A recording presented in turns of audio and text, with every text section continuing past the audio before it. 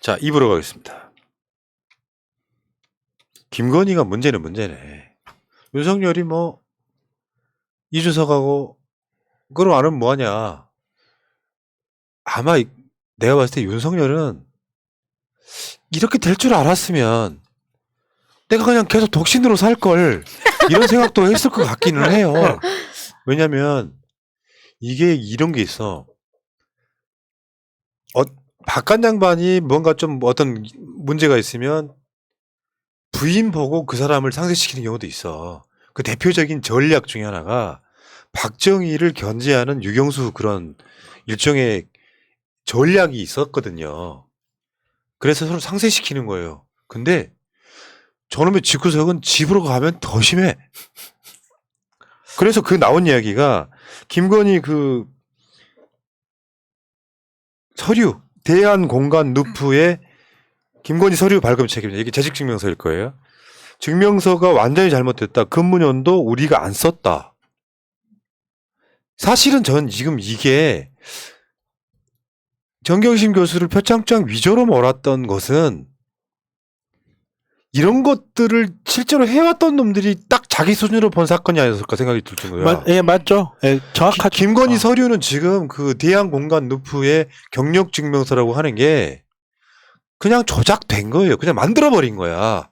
그럼 이것만 만들었겠어? 게임산업협회도 그때 미스테리였잖아.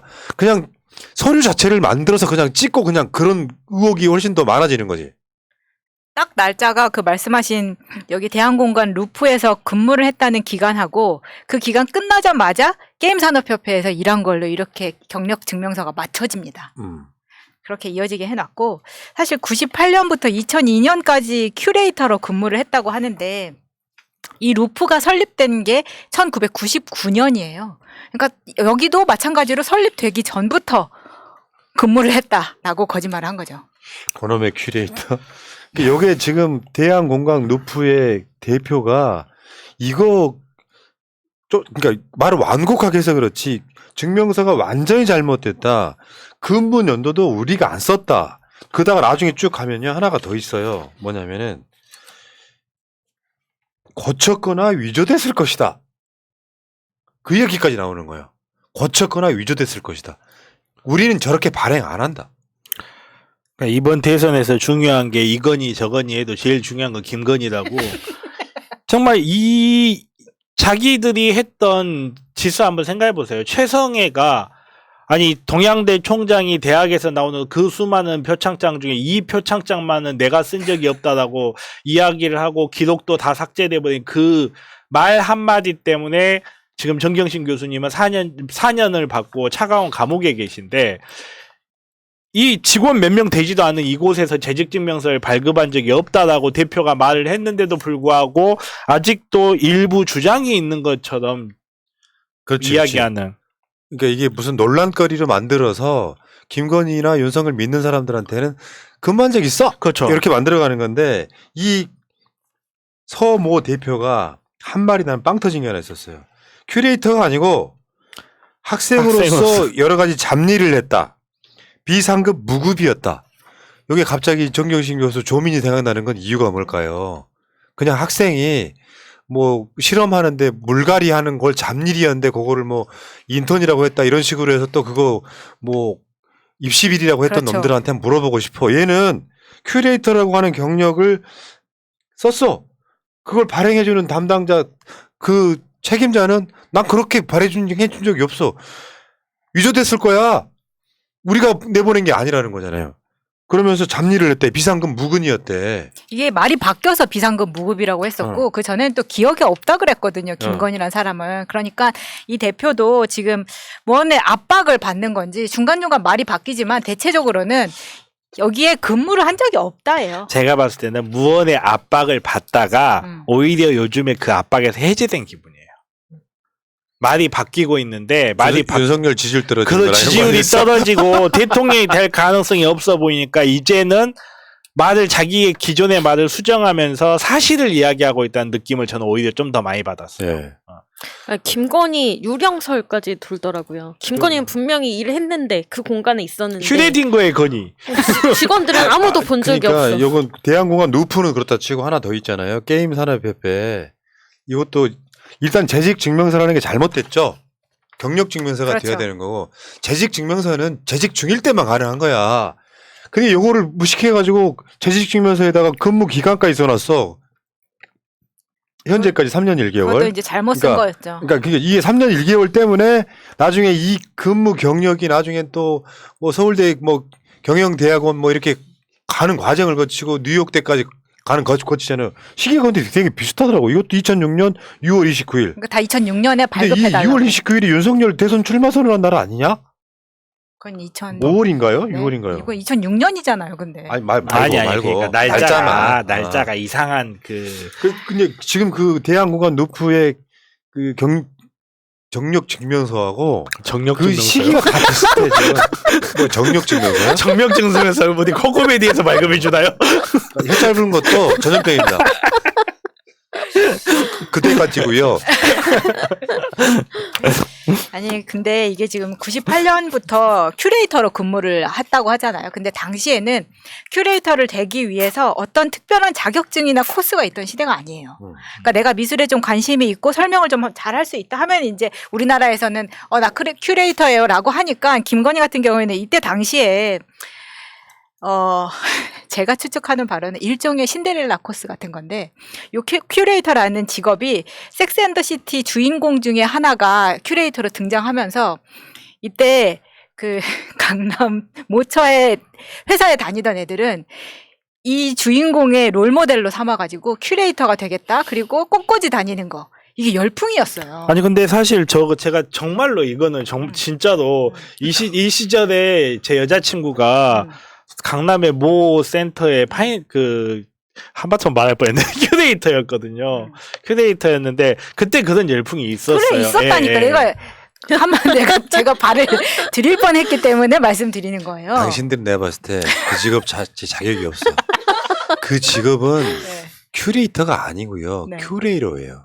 아, 그게 큐레이러가 돼야지 이게 진짜지. 이분 큐레이터 그렇네. 무슨 말도 안 되는 소리 하고 있어. 영국식 발음입니다. 그 정변은 못하죠 그 발음을. 한번 해봐요. 큐레이러. 큐레이터. 오 되네. 여자친구가 큐레이터였다니까요. 진짜. 아니 근데 이게 이제 뭐 아니요. 갑자기 제가 여자친구가 큐레이터는 다 했지. 왜 법조인들은 큐레이터 부인을 두는가? 뭐 이런 거. 아니 부인은 아니잖아요. 아니 그러니까 왜 그런 종류를 좋아하는가? 부인이라는 사실을 부인합니다. 네. 그래 이제 김건희가 본인이 큐레이터였다는 게 98년부터 2002년 딱 정확하게 써져 있잖아요. 근데 다른 이력서를 보면 98년에 본인은 광남중학교에서 근무를 했다고 했던 때고 2001년에는 영락고등학교에서 근무를 했고 동시에 2001년에는 한림섬신대에 출강을 나가던 때입니다. 도대체 김건희는 몇 개인가요? 그러니까 바빠서 진리할 시간이 없네요. 인정? 그건 말했잖아요. 슈레딩거의 건이라니까. 근무한 건이와 근무하지 않은 건이가 양제적으로 중첩된 상태에 있는 거죠. 그러니까 신기하잖아. 그 진짜로 잡일했다 그랬잖아요. 그 양반 기억에는 그냥 그 무급으로 와서 알바도 아니고 그냥 무보수 봉사하는 것 같은 일이었는데 뭔 큐레이터냐고. 그러니까 사람이 이런 게 있어. 진짜 딱 이 김건희 과는 딱 그런 것 같아요. MBC 방송 견학하면 이미 탤런트가 돼 있는 거예요. 우리 한참 방송국 견학 오는 사람들이 되게 많았는데 아이들이 견학을 오면 자기 장래 희망이 저기 드라마국을 가면 연예인이 되고요. 보도국을 가면 기자가 되고 싶고 맞아요. 아나운서 되는 것처럼. 그래서 키자니아가 중요한 겁니다. 그러니까. 네. 근데 이건 뭐 여기 가서 뭐 무급으로 잡일했는데 어느 날 갑자기 큐레이터가 되어 계시는 분. 이분 정말로 놀라운데? 어떤 분야도 이런 분은 우리나라에 찾기 힘들지 않아요? 그러니까 남편이 대선 후보니까 벌써 기자 잡고 청와대 청와대 초대하겠다고 하잖아요. 이분은 호연직이죠, 호연직이. 이 정도 되면. 공식적으로 김건희가 이 대한공간 루프랑 연관이 된 거는 2005년이에요. 그러니까 자기가 근무했다라는 일보다 3년 뒤. 2002년까지 일했다고 했으니까 2005년에 확실히 거기서 그 전시를 하긴 했더라고요. 김명신 일인 이라는 이름이 나오고 실제 사진이랑 동영상이 있어서 확인을 해보니까 사진은 아닌 것 같았는데 영상은 김건희가 맞더라고요. 그래서 거기서 워크숍을 했는데 저는 추측상 그 루프에서 그 대표랑 이제 안면을 트고 전시를 하면서 그래서 친해져서 이 사람이 좀 기억력이 나쁘구나 싶어가지고 98년도부터 2002년도 내가 근무했다고 재직증명서를 받은 게 아닌가라고 추측을 해봅니다. 사실 뭐 저 같은 경우는 경험상, 직업적 경험상 이런 걸 위조를 했다는 거는요, 제 생각에는요, 위조를 해도 된다는 걸 알았기 때문에 위조를 했다고 봐요. 말 그대로 이런 게 서류가 들어오면 서류 들어온 거 서류 보고 그냥 넘어가지 않아요. 사실 실무적으로는 보면 확인 전화도 한 통 하거든요. 아니면 요즘 같은 경우에는 저기 QR코드 다 찍혀서 나오잖아요. 이때는 아니지만 그런 식으로 확인의 절차를 거치는데, 저는 오히려 이게 말 그대로 김건희라는 사람이 문서를 위조한 것 자체도 문제지만 모종의 특혜를 받다라는 느낌이 좀 많이 들어요. 그러니까 최은순 같은 경우에도 그 잔고증명서 위조 때 그런 이야기가 나왔거든요. 잔고증명서 위조하면 된다는 사실을 도대체 어떻게 알았는지가 더 신기하다고. 확인도 안 해볼 것이며 잔고증명서만 들어오면 모든 게 콜됐다는 거예요. 마찬가지로 내가 어떤 서류를 위조하려고 할 때 이게 전화 한 통만 해도 걸린다는 걸 알기 때문에 일반인들은 위조를 잘 안 하는 거잖아요. 못 하는 거잖아요. 근데 거기에도 그럼에도 불구하고 연속적으로 경력증명서를 계속적으로 위조를 했다는 거는 해도 된다라는 사실을 어떤 경로에서든지 먼저 알고 있었던 게 아닌가 하는 생각이 드는 여러 거죠. 경우가 있을 거라고 생각이 드는데, 하나는 그 내부자랑 친밀해서 나 경력이 부족한데 될까요? 대충 해와? 대충 갖고 와. 그런 경우일 수도 있고, 하나는 그 경력이 이제 하나 가짜가 만들어지기 시작하잖아요.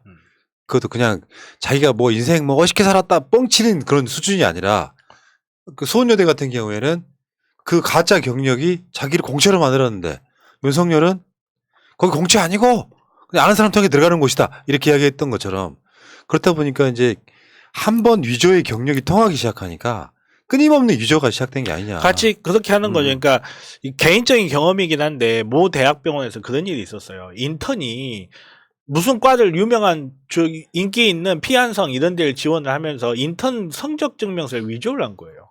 그래가지고 실제로 그 과에 뽑히기까지 했어요. 그러면 생각해봤을 때 말이 안 되잖아. 왜 같은 대학 출신에 같은 대학 인턴이고 같은 대학 레지던트를 뽑는데 위조했다고 속아? 이게 진짜 이상한 거거든요. 예.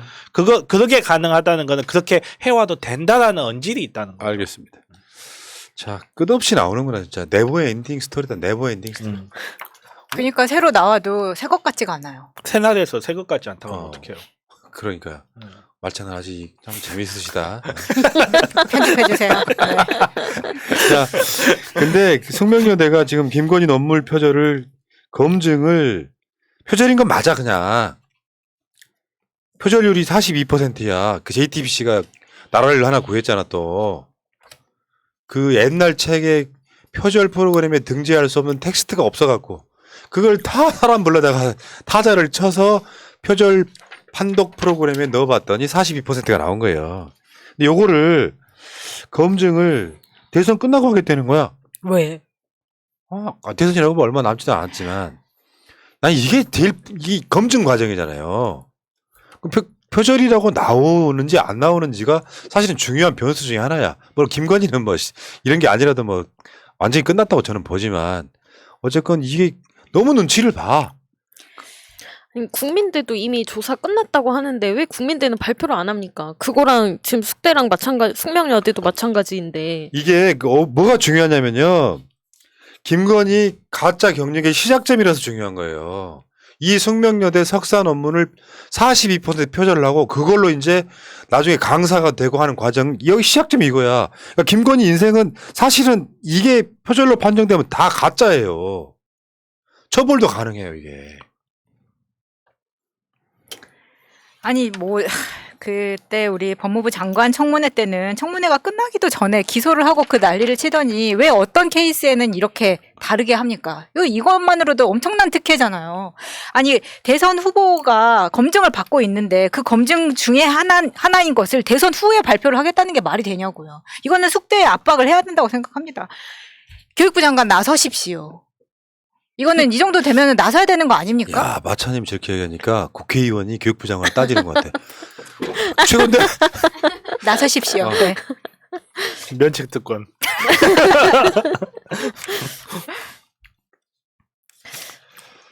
자, 알겠습니다. 어쨌건 김건희에 대해서는 윤석열만큼 보다는 아니라고 생각합니다. 대통령을 뽑을 때 윤석열을 뽑는 거 맞아요. 윤석열의 문제 제가 봤을 때 60, 김건희 등 윤석열 측근 가족의 문제 40 이 정도 좀 비중이 있다고 보는데 그냥 생각을 한번 해보자고. 어차피 윤석열이 뽑히면 김건희도 따라 들어갈 수밖에 없는 거죠. 그러면 사람들은 김건희 중요하게 생각할 거다. 다만 이게 저런 사람을 소위 영부인으로 앉힐까 이런 생각을 해보면 깝깝할 거예요. 아까 그 JTBC 여론조사도 선대위 개편하고 나온 여론조사인데 다 벌어졌어요. 김종인 쳐내고 나온 여론조사인데 그런 상황이니까 윤석열은 좀 답답하겠다 이런 생각을 해봤습니다. 이제는 불쌍할 정도예요 진짜.